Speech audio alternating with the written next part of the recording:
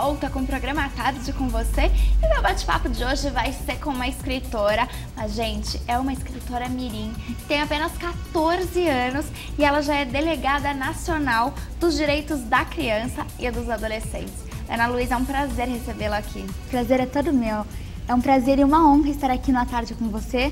Eu gostaria muito de agradecer também o convite e a oportunidade de falar sobre um tema tão importante para os jovens. Com certeza, Ana Luísa, e me conta um pouquinho quando surgiu essa vontade de participar dessas políticas públicas. Na verdade, eu comecei a participar em 2009. Eu fui convidada a participar da minha primeira conferência municipal dos direitos da criança e do adolescente e no momento eu não conhecia nada a respeito do Estatuto.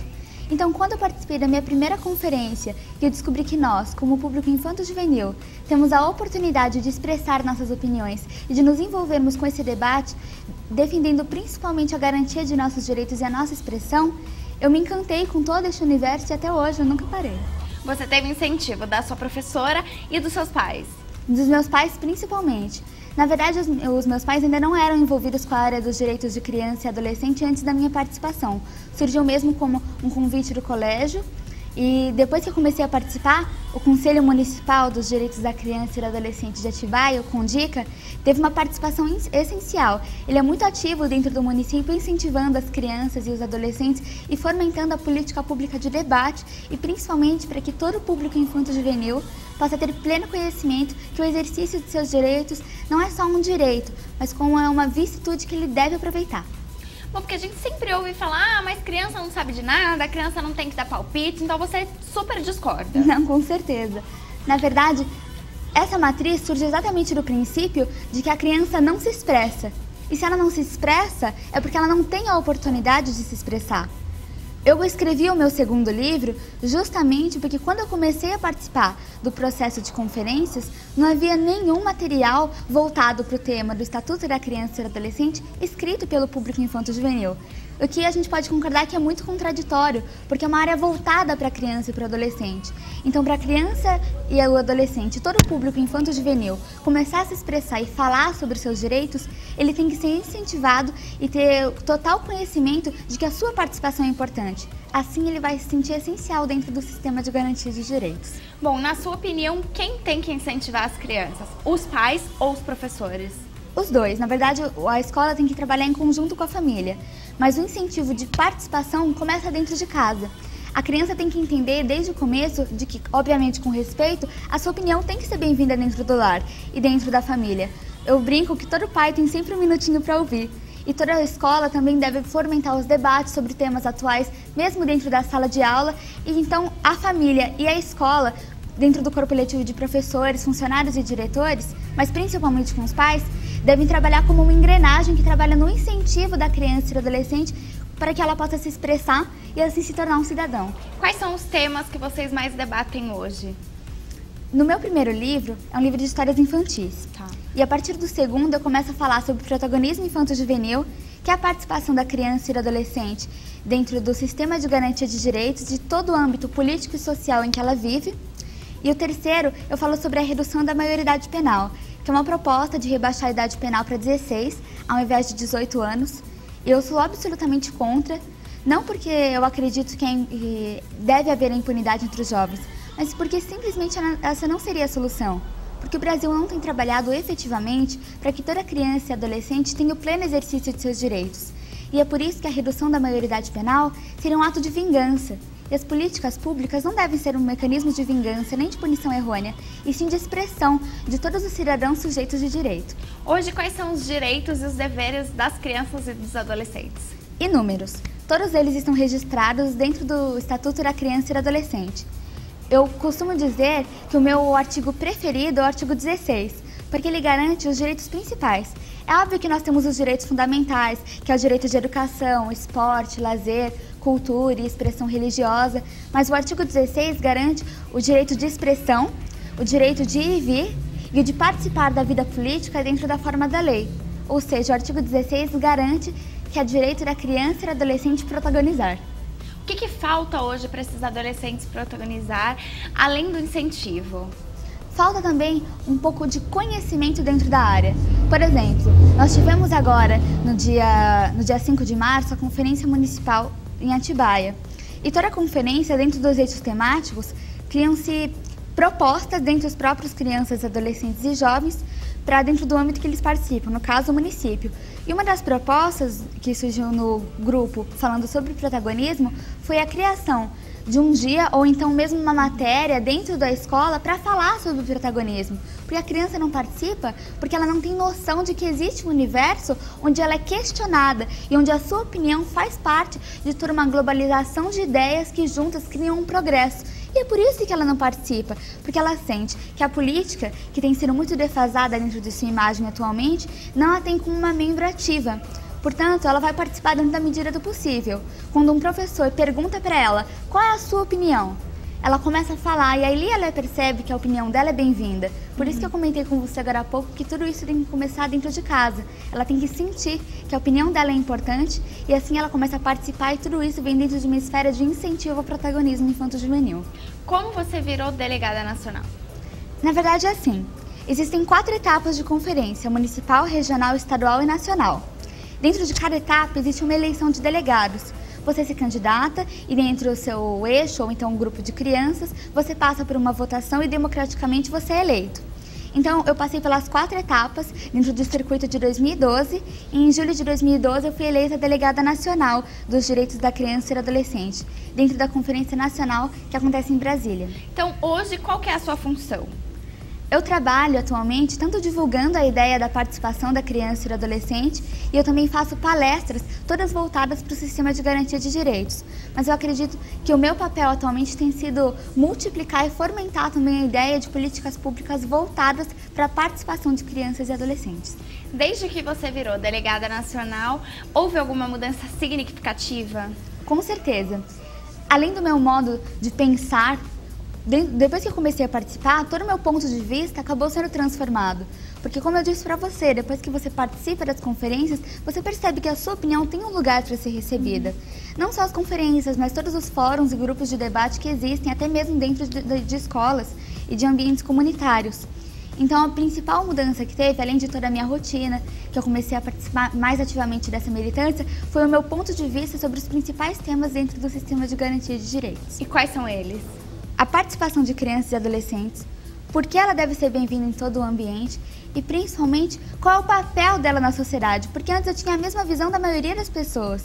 Crianças e adolescentes só começam a fomentar ideias depois que elas passaram por todo um processo de formação cidadã. E poucas pessoas sabem que esse processo deve começar muito cedo.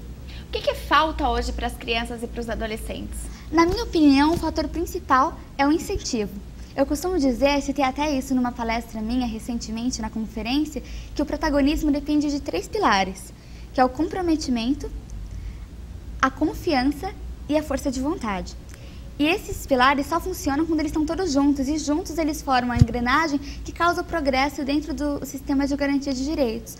E elas não funcionam se estiveram completamente juntas e unidas, buscando progredir em conjunto. E é por isso que, atualmente, as crianças e adolescentes devem ser informadas da importância da sua participação e convidadas a participar cada vez mais e falar sobre os seus direitos. Muitas crianças ainda nem têm conhecimento completo sobre a existência de seus direitos. Não é nada raro você chegar numa escola para conversar com jovens e eles não terem a noção de que é direito da criança e do adolescente participar da vida política e, principalmente, de expressar tudo que ele pensa a respeito do ambiente em que convive. Por isso eu acho que o primeiro passo é o incentivo e a conscientização aos jovens. Como são hoje as suas palestras? Você dá palestra nas escolas ou nas cidades? Me conta um pouquinho. Eu faço em diversos lugares. Eu faço em conferências, em encontros, também tenho ajudado bastante dentro da formação dos planos decenais, mas os temas que eu abordo são protagonismo infanto-juvenil, a participação de crianças e adolescentes, mais recentemente a redução da maioridade penal, o trabalho infantil, agora estou iniciando uma nova linha sobre sustentabilidade e também exploração e abuso sexual de crianças e adolescentes, mas todos dentro do sistema de garantia de direitos. E também a importância da leitura, que é um trabalho que eu faço mais dentro das escolas. Bom, você está falando da importância da leitura. Você já tinha pensado em escrever algum livro antes de fazer essas participações? Na verdade, eu gosto de escrever desde muito pequena. Isso também conta com uma participação e um incentivo muito grande dos meus pais. porque eu acredito que a criança começa a gostar de ler, a gostar de escrever, quando ela vê o exemplo dos pais, o pai que compra um livro, incentiva a criança a ler, que tem sempre aquele estante de livros, ou até mesmo algum conjunto de histórias que ela pode ir acompanhando dia a dia quando ela vai dormir. Situações simples e atos comuns que podem ir incentivando e mostrando para a criança a importância da leitura. Eu sempre gostei muito de escrever e até quando eu era pequena eu escrevia pequenas histórias e arquivava dentro da biblioteca da escola que eu estudava no momento, que também conta com grande incentivo da escola. Mas em 2011 eu já tinha começado a participar e eu me reuni com um grupo de amigos e nós decidimos escrever O Espelho Mágico, que é um livro de histórias infantis. Que foi seu primeiro? Isso, o primeiro, que fala sobre um conjunto de aventuras que esse grupo convive e vai passando durante um tempo. Aí já são histórias fictícias. Mas quando eu comecei a participar das conferências, eu me interessei muito sobre o Estatuto da Criança e do Adolescente. E eu fui procurar materiais voltados para o Estatuto e para o processo de conferências escritos de maneira simples e com um linguajar informal para que eu pudesse entender. Na época eu tinha 9 anos. E o que mais me surpreendeu é que eu não encontrei nenhum material escrito por crianças e adolescentes. E o segundo foi esse? Esse mesmo. Tá. E foi a partir daí que eu decidi escrever esse livro, Vivendo o Protagonismo Infanto-Juvenil, porque eu sentia uma ausência muito forte de materiais escritos por crianças e adolescentes voltadas para o próprio público infanto-juvenil. E foi como eu te disse, é muito contraditório, porque é um espaço justamente voltado para esse público e a participação não deve ser feita para eles, mas deve ser feita com eles. E é o que eu tenho buscado atualmente. E aí o seu terceiro livro é a sua visão sobre a redução da maioridade penal. Isso, é a visão de todos os jovens em geral. Porque para você escrever, você pede a opinião deles? Ah, eu tô fazendo um livro, a minha opinião é essa, mas e a opinião de vocês? Interessante você perguntar isso, porque nos 2 últimos livros, todos que eu falo sobre o sistema de garantia de direitos, eu separo um capítulo entre os 10 para ser um capítulo de depoimentos. Ou seja, eu reúno depoimentos no primeiro, principalmente de jovens, e nesse também de vários profissionais do sistema de garantia de direitos, para eles darem opinião, para não ser apenas uma visão muito singular, afinal, um tema muito abrangente. Neste terceiro livro, fala sobre um tema muito polêmico, que é a redução da maioridade penal, que envolveria de maneira completa todos os jovens, de maneira legal. Sim. E o que acontece? O público infanto-juvenil era o menos questionado, como acontece na maioria das vezes. Então eu decidi escrever esse livro justamente para registrar a opinião do público infanto-juvenil que ao atingir pelo tema sobre a questão da redução da maioridade penal. O que seria, né? Me conta um pouquinho do seu quarto livro, você lança ainda esse ano? Isso, ainda esse ano, provavelmente no final do ano. O Você Me Vê, que o título já começa com uma pergunta bem introspectiva, vai falar sobre a história de um adolescente em conflito com a lei, interno de Fundação Casa, de uma forma muito diferente. Por quê? Porque a sociedade costuma olhar para o adolescente em conflito com a lei apenas pelas infrações que ele cometeu. Então eu vou contar, o livro acontece inclusive em primeira pessoa, para nós entendermos o que leva o adolescente a entrar em conflito com a lei e qual é a história que ele tem atrás daquilo. Então ele vai aprender muito com a vivência dos outros internos da Fundação Casa, na qual ele vai passar a conviver. Conta também que ele sonha em ser artista, então atrás de qualquer adolescente, ele não é diferente de nenhum. O que separa ele ter cometido essa infração, ele também tem sonhos e também tem uma perspectiva. Você está colhendo depoimentos de detentos que estão na Fundação Casa? Na verdade, no terceiro livro, eu separei um capítulo também para depoimentos que eu peguei do livro Vozes, que foi prefaciado por um grande amigo meu, e ele me cedeu alguns depoimentos de jovens internos de Fundação Casa.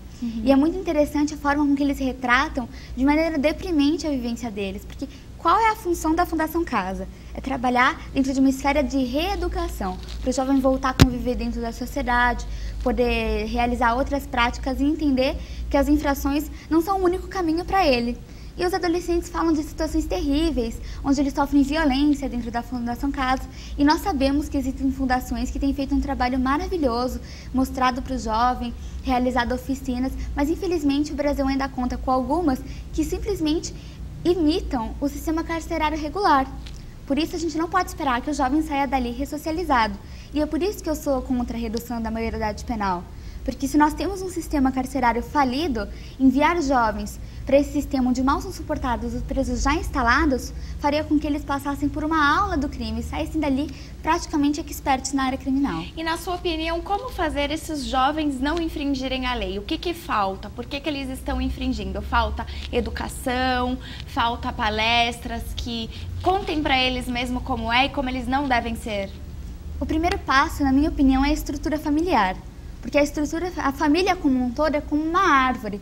Então, as raízes são os pais que devem ir estruturando todo o tronco, que é a estrutura familiar. E lá na ponta estão as folhas, que são os próprios filhos.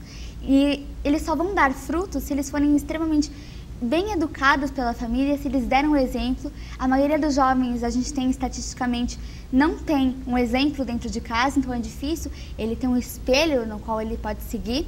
E eu acredito também em um grande trabalho do Estado, incentivando os jovens dentro das escolas. Muitos desses jovens nem frequentam um ambiente estudantil.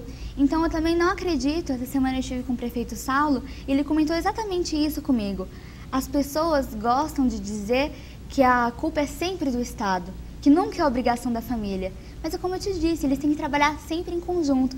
Então o Estado não vai conseguir trabalhar se a família não dá um incentivo e a família também não dá conta se o Estado não der o apoio. Então é todo um conjunto. Olha que bom, gente. Ana Luísa, queria agradecer a sua participação aqui. Boa sorte no seu último livro e vem contar pra gente quando ele estiver pronto. Eu que agradeço, é um privilégio para mim estar aqui com vocês, agradeço o convite e conto com a participação de todos os jovens para incentivar e multiplicar o debate da participação da criança e do adolescente. Todos vocês são muito importantes. Se algum jovem quiser fazer parte, então, pode entrar em contato com você, pode deixar sua opinião com você. Com certeza. Eu vou até deixar aqui com vocês o meu e-mail, que é Ana Luísa Calisto, Ana com 2 N's, Luísa com Z e Calisto com X, @gmail.com. E também o meu Facebook, que é Ana Luísa Calisto Amaral.